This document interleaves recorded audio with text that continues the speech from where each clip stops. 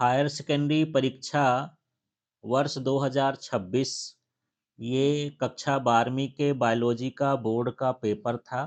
यहाँ पर मैं डी सेट के आंसर बता रहा हूँ।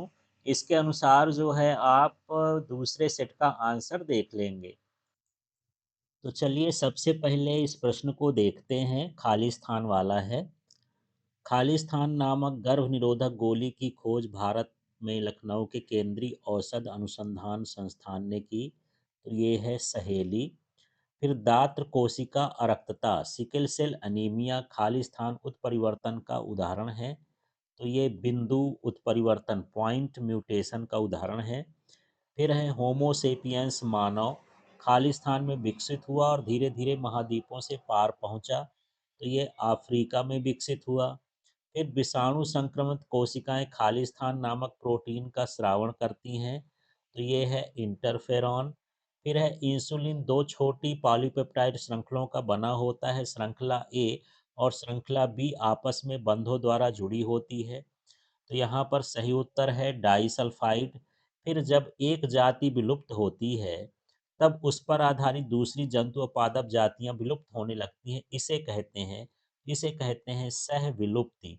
इस तरह से इसको आंसर देना है। ओवरऑल इसका जो खाली स्थान था अच्छा था, बन गया होगा सभी से।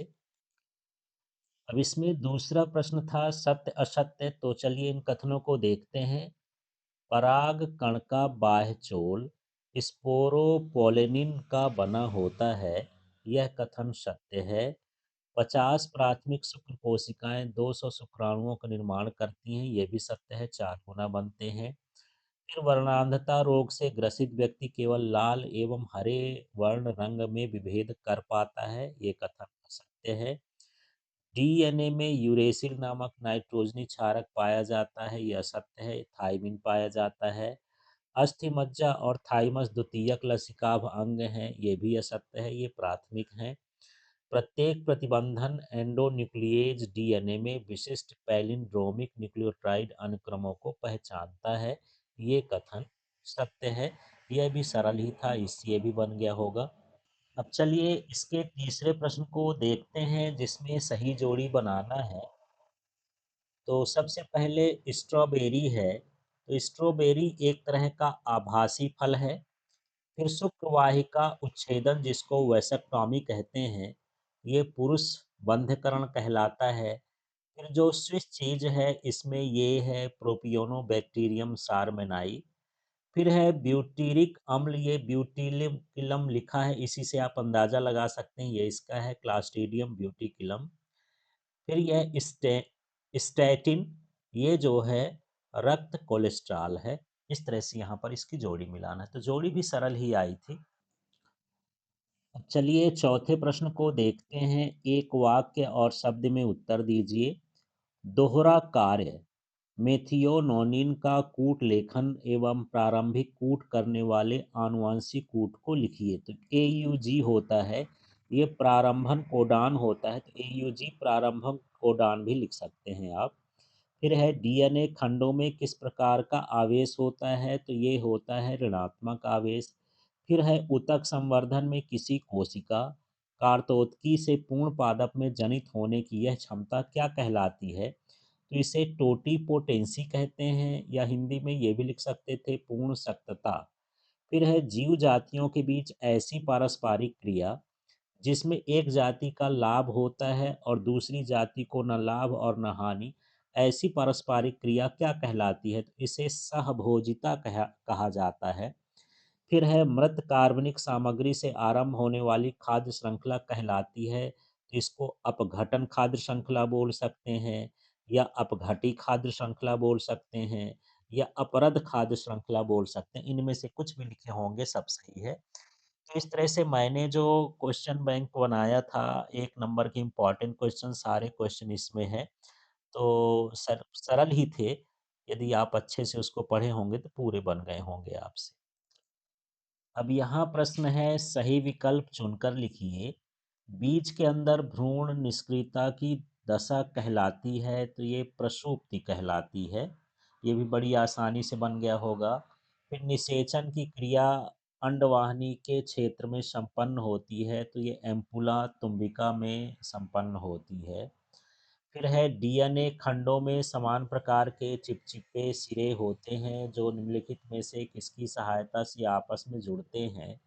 तो ये डीएनए लाइगेज होता है, ये खंडों को जोड़ने का ही काम करता है। पॉलीमरेज श्रृंखला अभिक्रिया पीसीआर के चक्र का चरण नहीं है, तो ये वांछित जीन युक्त डीएनए की पहचान करना इसका चरण नहीं है।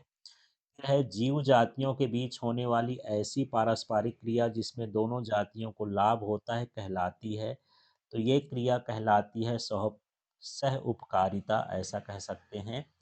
फिर यदि हम सकल प्राथमिक उत्पादकता से श्वसन के दौरान हुई क्षति को घटा देते तो हमें प्राप्त होती है, तो ये होती है नेट प्राथमिक उत्पादकता।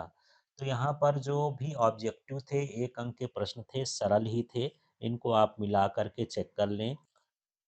छठवां प्रश्न भी सरल था। मंडल के प्रभाविता के नियम लिखिए। F2 पीढ़ी में 3:1 अनुपात को बताना था।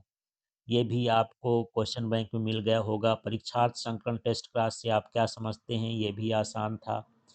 फिर है निम्नलिखित कारण से उत्पन्न क्रोमोसोमी विकार का नाम लिखिए कि इसमें क्रोमोसोम का आ जाना और ये क्रोमोसोम का अभाव हो जाना, ये भी उसमें मिल गया होगा। ये थोड़ा सा हो सकता है न मिला हो। मधुमक्खी में लिंग निर्धारण का सचित्र लिखना। फिर ये देखिए प्रतिरक्षा तंत्र में बी लसिकाणु एवं टी लसिकाणु के कार्य लिखिए, ये भी सरल था। लसिका तंत्र का नामांकित चित्र, ये भी सरल था। कोई ऐसा नहीं आया है कि आपको ज़्यादा प्रॉब्लम में करे। एक्सोन्यूक्लिएज एंडोन्यूक्लिएज में 2 अंतर लिखिए, और उससे भी सरल आया था बायोरिएक्टर का नामांकित चित्र, तो ये तो बना ही होंगे। आपको सारे प्रश्न मिल गए होंगे। इसके बाद यहाँ पर दिए गए समष्टि वृद्धि चित्र में अपनी उत्तर पुस्तिका में बनाकर नामांकित करना था। यहाँ पर प्रवासन अप्रवासन ये सारा चीज़ दर्शाना था। ये भी आसानी से आपको मिल गया होगा, जो मैंने डाला था क्वेश्चन बैंक उसमें। घास से स्पर्धी अपवर्जन नियम लिखिए। साथ में यह भी बताइए कि संसाधन सीमाकारी होने पर किस प्रकार जातियां विलुप्त होती हैं। यह भी था, लेकिन ये चित्र ज़्यादा सरल था, इससे ज़्यादा सरल था। एक ही पारिस्थितिक तंत्र में एक गौरैया को कौन सी पोषण रीतियों पोषक स्तरों में रखा जा सकता है। एक बड़े वृक्ष का जीव संख्या पिरामिड कैसे बनता है, ये ऊपर वाले से ये सरल था। फिर यहाँ पर है चिकित्सीय सगर्भता समापन क्या है, कितने सप्ताह तक यह अवधि सुरक्षित माना गया है, ये भी सरल ही था। टेस्ट ट्यूब बेबी कार्यक्रम क्या है, ये भी सरल ही था।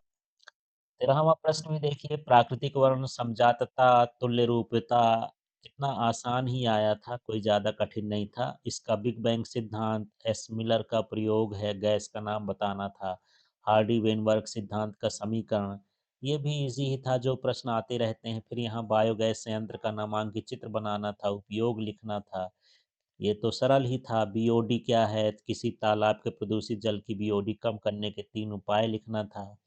फिर जैव विविधता क्या है, इसके प्रमुख 3 स्तरों के नाम लिखना था। फिर जैव विविधता के प्रतिरूप के बारे में पारिस्थितिकी तथा जैव विकास विधियों की प्रमुख परिकल्पनाएं, ऊपर वाला ज़्यादा सरल था। फिर यहाँ पर स्वयुग्मन क्या है, अनुन्मूली परागणी पुष्प में पर परागण क्यों नहीं हो सकता, कारण सहित लिखिए। अच्छा प्रश्न ही था। जनरली एनसीईआरटी के जो पीछे प्रश्न है वही आए हैं। गुरु बीजाणु जनन किसे कहते हैं, परिपक्व भ्रूण कोष का नामांकित चित्र बनाइए, दोनों प्रश्न ठीक थे। फिर ये डीएनए अंगुली छापी या फिंगरप्रिंट क्या है, वर्तमान परिदृश्य में इसके उपयोग लिखिए, ये भी सरल ही था।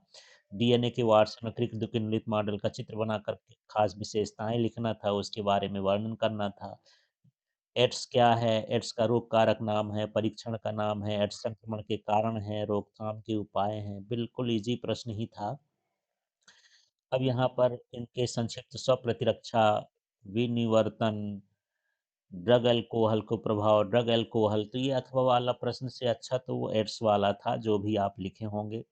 फिर जीन चिकित्सा क्या है, एडेनोसिन डाइमिनेज की कमी दूर करने का स्थायी उपचार लिखिए। सारे प्रश्न जो है ना, ये एनसीईआरटी बुक के पीछे दिए हैं, वही प्रश्न आए हैं, कोई भीतर से नहीं आया। बीटी कपास की वृद्धि के दौरान निर्मित कीटनाशक प्रोटीन बैसिलस क्यों कहा, क्यों नहीं मरता है, ये भी इम्पॉर्टेंट प्रश्न है। पारजीवी जंतु किसे कहते हैं, पारजीवी जंतु के उत्पादन क्यों किया जाता है, इन जंतुओं से मानव में होने वाले लाभों के बारे में हमको बताना है, ये भी अच्छा प्रश्न था।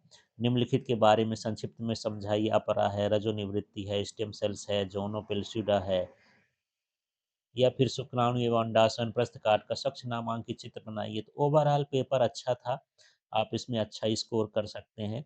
और सारे जितने भी मैंने 1 अंक, 2 अंक, 3 अंक, 4 अंक के प्रश्न आपको दिए थे, चैप्टर वाइज़ भी इम्पोर्टेंट बताया था, सारे प्रश्न हैं। तो इसी तरह से अब आप आगे का पेपर जो आएगा उसकी प्रिपरेशन करिए।